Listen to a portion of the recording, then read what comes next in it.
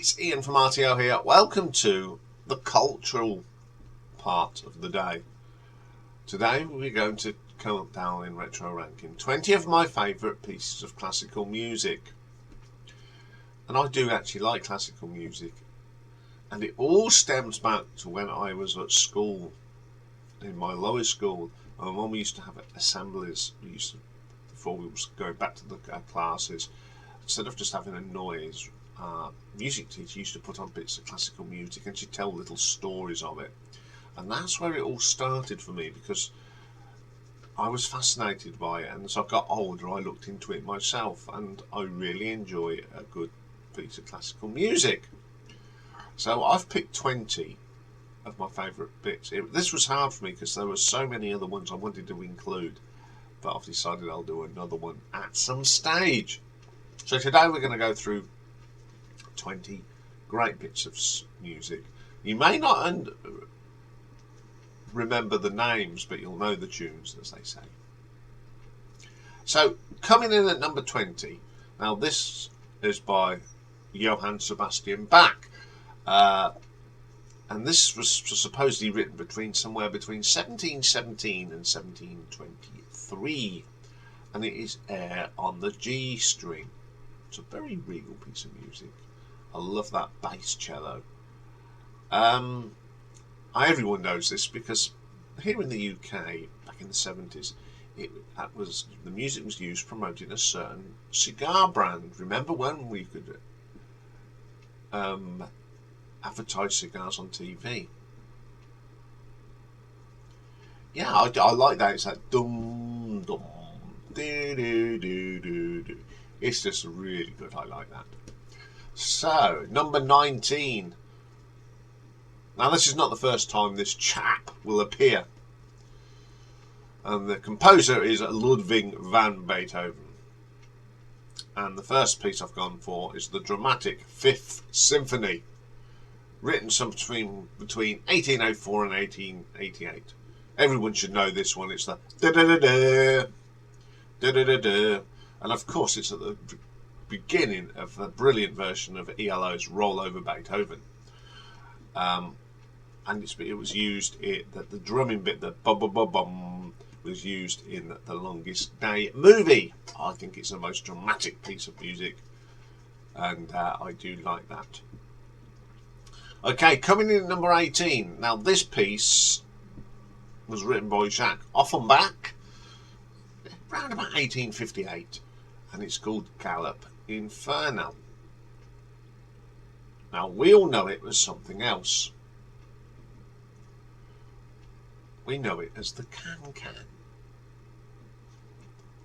And this is a really good version. It's a bit of a piano and thing. It's just a jolly little song, isn't it? Yes, Galop Inferno, the can-can. Number 17. Now, again, this chap gets featured a couple of times, and it is by Rossini. Now, this was written round about 1817, and it's called La Gazza Ladra, or if you translate it, The Thieving Magpie.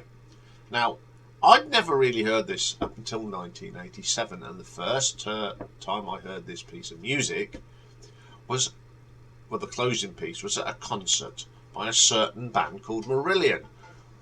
They came out to it on the Clutching at Straws album, and I thought, oh, this is lovely. And I went and investigated it and asked around, because we didn't have Shazam in them days, and I found out what it was, and I listened to the whole piece. It's quite a long piece. It's really good. And every time I hear this now, I think of the start of the video live at Lorelei, and that's all I can think of. It's a really good tune. Okay, coming at number 16, from Tchaikovsky now, and the 1812 Overture. Now, this was written around about 1880, and Tchaikovsky wrote this as to celebrate the defeat of Napoleon in 1812. It's a long piece, but the bit we always remember is that finale. with the guns and the bells. And of course, Cozy Powell has done this as well. It's absolutely brilliant. I love this. I love the whole thing, but that end bit is just wonderful. The guns going off. Da, da, da, da, da, da, da, da. Play that through your headphones. It's wonderful. Great little track or piece of music. Okay, number 15. Camille Saint-Saëns wrote this, and it's called Danse Macabre, written round about 1874. It's a lovely piece of music on violins. Now, some people won't know this is Danse Macabre, but for those of you that watched it on telly, it was the theme from Jonathan Creek. And I love Jonathan Creek, and I love this piece of music. It's wonderful. Okay, number 14. We've got a piece now by Franz von Suppe, or Soup. Not quite sure how you pronounce that. This was written around about 1866, and it's called The Light Cavalry Overture. It's played at the proms a lot. It's the trumpets, the grandeur at the beginning, and then you've got that bit where it just sounds like them on the horseback. Yeah. I remember we had this, Dad had this on an album many years ago, and I remember we used to go up and down. We had a long lounge in them days, and me and my brother used to charge up and down while this was on. Yeah, I just love that piece of music. Okay, coming in number 13, we go back to Mr. Beethoven. And a piece he wrote, they say, around about 1810, sorry. And it's the wonderful Fur Release. It's a beautiful piece of music. It's amazing how many times I've heard this at concerts played by when they do keyboard solos. I've heard Don Airey do it. And I've heard John Law do it. And I've heard the keyboard player of Europe do it. And it's just a wonderful piece of music. One of my favourite pieces of music by Mr. Beethoven. Number 12. We're moving into the 20th century now with this one. Now this was composed around about 1910. And it's by Stravinsky. And it's the Firebird Suite, the closing section, because it's a huge piece. But most people know this. It's the piece of music that Yes used to come on the stage to. So if you're a Yes fan, you'll know this piece of music. It's at the beginning of the Yes songs. No, Yes shows, I think. I don't know, it may be both. But it's a brilliant crescendo, and it's a great piece of music to come out to. Okay, this is the one I'm reading because it's pronouncing it. Now, this is written by Richard Strauss, round about 1896. I think it's called Also Sparach Zarathustra. It's a cracking piece of music, but we all know it as 2001: A Space Odyssey. And when I started the channel, which is 3 years ago, I used to play a synthesizer version as this. It's my intro. That's how I like it. And of course, it's been used in lots of things. It's them kettle drums, the boom, boom, boom, boom. And remember Monty Python's sketch, History of the World? That's on there. That's the one where you have Lenin going for a sofa, and he answered all these questions about Russian, and then it was who won the FA Cup sort of thing. Yeah, so it's a great piece of music, stunning, and always a good thing. Okay, we go back to Beethoven now. This was composed round about 1801, and it's part of his 9th Symphony, and it's the Ode to Joy. I'm a huge fan of this. It's really down to a certain Richie Blackmore, though, because he made a rock version of this and he called it Difficult to Cure. I saw then do it with Deep Purple at Nebworth and various places. I think it's a jollyful thing, and I found out this is the national anthem of Europe. The door, door, door. Yeah, it's a great piece of music. It's quite long actually because you've got a lot of singing in it as well. Okay, number 9.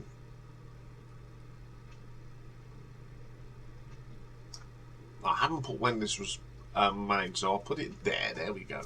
I forgot to add this in. And it's by Paul Dukas, and it's The Sorcerer's Apprentice. And the first time I saw this, of course, was on Fantasia. I would have been round about 8 or 9. And it blew me away. And I love this piece of music. And the Disney Studios, how they made that bit of film and thing. If I can find a clip that I can put on, I will put Fantasia clip on it, because it is just absolutely brilliant. If I can find a clip that's suitable, it's just a lovely piece of music. Okay, number 8, back to the 20th century. Edward Elgar, 1904. Pomp and Circumstance, Land of Hope and Glory. Every time I hear this, it makes me proud to be British. It is such an emotional song. I know there's a lot of people that, but hey ho, it just makes you brilliant. It used to get played a lot on the goodies when Tim Brooke Taylor was doing his little British speeches. Last Night at the Proms and all that good stuff. Absolutely cracking piece of music.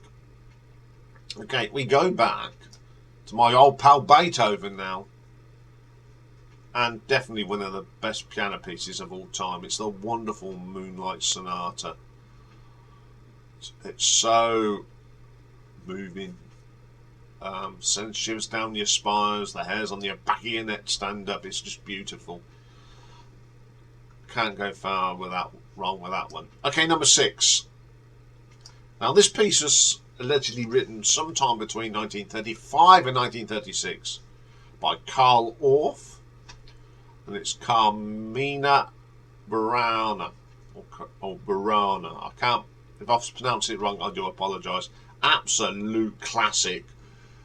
The build-up and the operatic singing. We all know it though as Old Spice aftershave advert on the surfboard and all that. And also, again, another rock star used it to come out to, and it was quite apt, and it was really worked from, and it was Ozzy Osbourne concerts. And at the end it would be Let the Madness Begin. Yes, good piece of music. Okay, number 5. We go back to Rossini. And again, I haven't put the date when it came. It was a thing, so there it is. I have found it. It's called remembering to look in the books. And it's the closing section of the William Tell Overture. Now, the William Tell Overture, again, is quite long. But it's that closing section that everybody remembers. And I'll tell you a little joke that my dad used to tell us. What's the definition of intellectual? And it is hearing the William Tell Overture and not thinking of the Lone Ranger.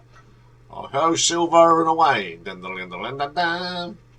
Of course, Mike Oldfield did a great version of this as well. Okay, number 4. This is composed round about 1887 by Fouic. Now, you all know this bit of music, but how many of you knew that it's called Entry of the Gladiators? And it's that bit of music that's associated with circus. You know, the dun dun dun dun dun dun dun dun dun. Yep, clowns, the procession. Something from our childhood. We used to go to the circus a lot when I was a kid. I used to love going to circuses, and I love this bit of music for that reason.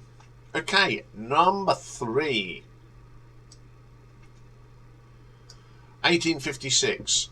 A piece by Robert Wagner, or as someone used to say, Robert Wagner. Yes, actor, but Wagner was the composer. And it's the dramatic ride of the Valkyries. Oh, it's absolutely stunning. It feels like you're riding on the high seas. Um, I've got a version by Sky, which is pretty cool. But the bit that I remember this actually is, you remember in the Blues Brothers film when you had the Blues Brothers disrupted this rally, and they were mad and they wanted to get their revenge on them, and they caught them and they were chasing them, and there was this bridge and it flipped over and the car just went off the end of the bridge. It's absolutely brilliant. They played this bit and it's just falling into the snow. This lad turns to the leader and goes, "I love you. I've always loved you." It's a great piece of music, which I always enjoy. Okay, coming in at number 2 from Sergei Prokofiev. Can't pronounce some of these things. And it's Dance of the Nights, which is from Romeo and Juliet. Brilliant piece of music. For those of us that know, it's you're in the UK. It's the music for the British version of The Apprentice. Muse came onto this piece of music on their Black Holes tour, and ELP have done a version of this, and they called it Romeo and Juliet back in 1992. Stunning piece of music. But my number 1, and it will always be my number 1. Now, this was composed, and it's part of a suite. It's around about 1914 to 1916. Was composed by Gustav Holt, and it is part of the Planet Suite. But the one that does it for me is Mars, the Bringer of War. Oh, the whole Planet Suite is probably my favourite piece of classical music ever. I love this. I've got a copy of this and I love playing it. But this is just, it's got emotion, it's got aggression, it's just the kettle drums on this, the dominance, it's evil, it's just brilliant. Once again, ELP, the Emerson, Lake and Powell version, did a version of it, and it's fantastic. It's a great piece of music. It's just so, ooh. So there we go. A little bit of culture for you today. I'm going to be doing some more of this because I've missed so many great tunes off. So that's it for today. We're back tomorrow as it's Marathon Day, and we've got another part of the Tangerine Dream story, and this I think is let's have a look, part 4. And it's them during the 2000s, and they put out a lot of albums during the 2000s. So that's all for tomorrow. Have a great day, everyone. Bye for now.